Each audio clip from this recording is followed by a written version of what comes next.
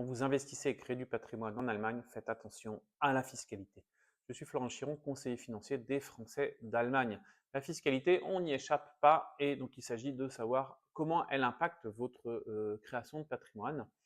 Si par exemple vous dites, bah, moi je vais épargner pour ma retraite avec des fonds d'investissement ou des ETF, des actions, il faut savoir qu'à chaque fois que vous allez toucher des revenus sur ces supports-là, vous allez devoir payer 25% d'impôts. Et même chaque année, si vous n'avez pas touché de revenus sur les supports, vous allez devoir payer un impôt sur la plus-value latente. Donc, petit à petit, cet impôt va s'additionner. Les impôts que vous payez ne peuvent pas être réinvestis dans le patrimoine et donc ça va pénaliser votre performance globale.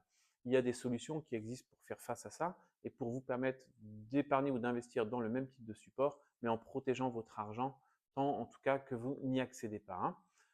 C'est la même chose aussi pour la retraite. Il y a des choses spécifiques à destination de la retraite qui vous permettent de ne pas payer d'impôts sur les capitalisations et même de déduire de vos impôts les cotisations que vous payez pour ces mécanismes de retraite. Donc quelque chose vraiment à envisager.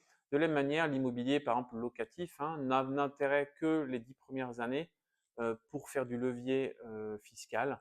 Il faut aussi vous endetter pour pouvoir acheter de l'immobilier locatif. Si vous achetez de l'immobilier locatif en cash, vous allez payer 45% sur vos revenus. C'est vraiment pas terrible. Alors qu'en faisant de l'immobilier avec du crédit, vous allez en général ne pas payer d'impôts du tout et créer un patrimoine conséquent si vous vendez au bout de 10 ans, parce qu'au bout de 10 ans, la plus-value est gratuite.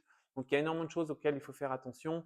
Vous pouvez avoir des supports où si vous revendez après 12 mois, vous ne payez pas d'impôts. Par exemple, les crypto-monnaies, par exemple l'or, il faut en avoir un petit peu, mais pas trop. Et donc faites attention à ces choses-là. On peut être extrêmement pénalisé sur 40 ans de création de patrimoine par la fiscalité et faire en sorte qu'à la fin, ça vous coûte plusieurs centaines de milliers d'euros. Prenez contact avec moi si vous voulez savoir comment optimiser votre impôt en phase d'épargne.